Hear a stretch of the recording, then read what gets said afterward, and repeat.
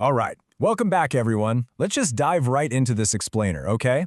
Today, we are setting the stage for what is going to be the absolute unpredictability of the 2026 World Cup, and we're specifically zeroing in on groups E and F. We're looking at this really fascinating mix of established powerhouses and absolute underdogs. You've got Germany, Curaçao, Ivory Coast, Ecuador, the Netherlands, Japan, Sweden, and Tunisia. And look, make no mistake, teams like Sweden and Tunisia, they possess these unique, highly organized tactical threats that could completely upend the heavyweights in these groups. But when you look at the tactical makeup of those heaviest hitters, a very specific, kind of crazy theme emerges.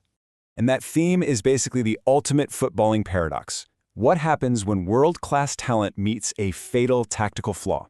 Almost every major team we're going to look at today possesses this incredible, overwhelming strength, but it's paired with a dramatic, almost fatal Achilles heel. It makes for these highly volatile bracket predictions. It's like a giant puzzle where a team could easily win the whole thing or literally crash out in the group stages. So, here's our roadmap for today.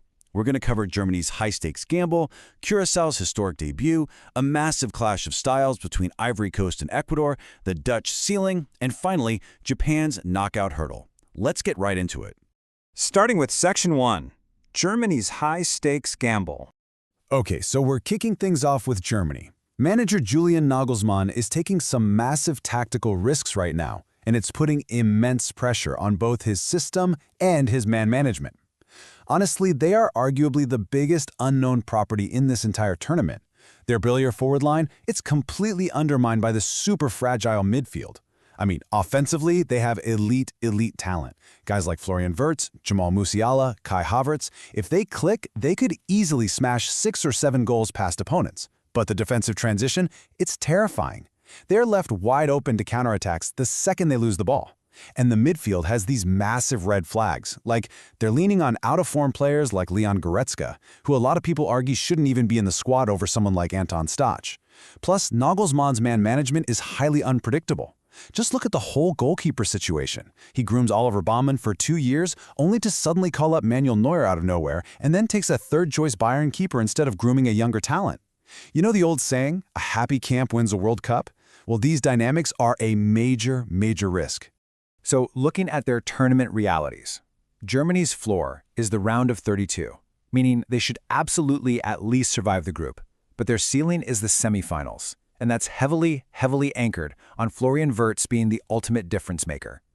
If this highly proactive, space-compressing tactical setup actually works, it's going to be a masterclass. But if they get hit on the counter, it could be a complete disaster. Moving right along to Section 2, Curaçao's historic debut. So, let's talk about the ultimate underdog of Group E, Curaçao. Just getting here is a monumental achievement for them, but they are facing an uphill battle that's going to be defined by sheer defensive grit. Their preparation hasn't exactly been smooth sailing either. They've dealt with this bizarre managerial turmoil. The legendary Dick Advocaat stepped down for family reasons, a new manager took over, and then Advocaat returned. Tactically, it's going to be a very deep low block. They're going to pack all their players tightly around their own penalty box just to survive. They rely a ton on players scattered across the Dutch leagues, and really, any attacking output is basically going to fall entirely on the shoulders of the Bakuna brothers, and whatever they can do with set pieces. Because of all this, their expectations are incredibly grounded. Their floor is literally 0 points, and an absolute miracle ceiling for them is managing 1 point. Honestly, a successful World Cup for Curaçao simply means scoring a single goal. Think back to Panama in 2018. If Curaçao nets 1 goal, their fans are going to celebrate it like they won the entire tournament. Section 3, Ivory Coast versus Ecuador. Let's look at the clash that's really going to define the rest of Group E. This is the ultimate cinematic matchup of the group, right here. It's the classic, unstoppable force meeting the immovable object. On one side, you have Ivory Coast's blistering pace with these raw vertical runners, Nicolas Pepe, Simon Adingra, and Ousmane Diomande. But on the flip side, you have Ecuador's impenetrable defensive structure, which is anchored by Piero Hincapié, William Pacho, and Moises Caicedo operating just slightly higher up. I really want to hit you with this staggering statistic for Ecuador. 5. That is the total number of goals Ecuador conceded in 18 CONMEBOL qualifying games. That is absolute insanity. Just 4 from open play and 1 penalty. They easily boast arguably one of the top 3 defenses in the entire world right now.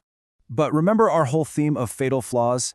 Contrast that brilliant defense with Ecuador's massive weakness.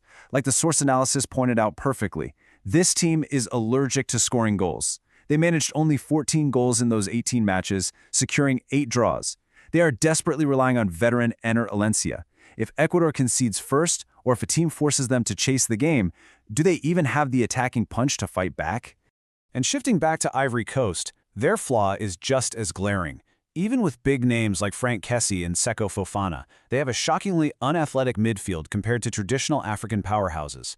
They really struggle to track back, which leaves their defense completely exposed. We saw this exact thing recently when they leaked 3 goals against Egypt. Their whole game plan relies almost entirely on feeding those vertical runners in transition rather than actually controlling the ball.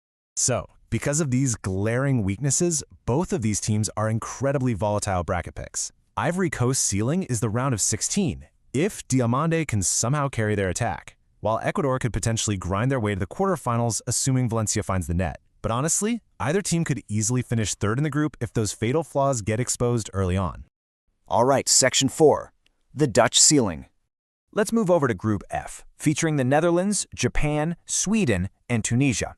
Now, to survive against teams in this group like Sweden, who play a highly physical transition football, and Tunisia, who rely on a super rigid, hard-tackling midfield block, the Dutch are going to rely on a pretty deep irony. They actually need their towering defenders, guys like Virgil van Dijk, Nathan Ake, and Denzel Dumfries, not just to defend, but to score goals. Why? Because their midfield completely lacks a line-breaking creative passer. They just don't have that guy who can unlock tight defenses in the final third. So they rely massively on Frankie de Jong to carry the ball forward from deep, and basically, they just pray for Cody Gakpo's consistent international form to bail them out. This lack of a true attacking X-factor severely limits the Dutch ceiling. Yes, they have an incredibly solid defense, but the drop-off in quality from their starting 11 to their bench is super noticeable. They definitely have the pedigree to get out of the group, which gives them a floor of the round of 32. But without a dedicated final third playmaker, it's really hard to see them getting past the quarterfinals. Finally, Section 5, Japan's knockout hurdle. Okay, let's look at Japan. They are the giants of Asian football, totally known for brilliant, exciting play. But they consistently hit this mental and tactical wall right at the round of 16. Manager Hajime Moriyasu is under immense pressure right now after some recent underperformances in the Asian Cup. And he's made some shocking tactical gambles. He actually left a natural central defensive midfielder, a CDM like Hidemasa Morita, completely out of the squad, and is relying on a half-fit Wataru Endo instead. Add in the massive loss of their star winger Karumi Toma to injury, and Japan is forced to rely heavily on other elite wide players, like Takefusa Kubo and Junya Ito, to create literally everything. But, their biggest fatal flaw isn't just tactical, it's psychological. History shows us that if Japan concedes first, or if they go down in a match, they have a tendency to become incredibly fragile. They kind of collapse. They can blow teams away when things are flowing perfectly, but adversity in a high-stakes knockout setting has repeatedly been their undoing. So Japan's ultimate goal for a successful tournament is simply winning just one knockout game. They just want to finally break that historical curse. Their floor could be a really ugly group stage exit, but if Kubo steps up to fill the huge void left by Matoma, their ceiling is absolutely a quarterfinal appearance. So I'm going to leave you with this. We have Germany's glass cannon midfield, Ecuador's allergy to scoring, Ivory Coast's lack of legs, the Netherlands' missing playmaker, and Japan's mental fragility. Every Titan here is flawed. The big question is, will sheer overwhelming talent mask these tactical contradictions, or are we about to witness some of the biggest bracket-busting upsets in World Cup history? Let me know what you think, and I'll catch you in the next explainer.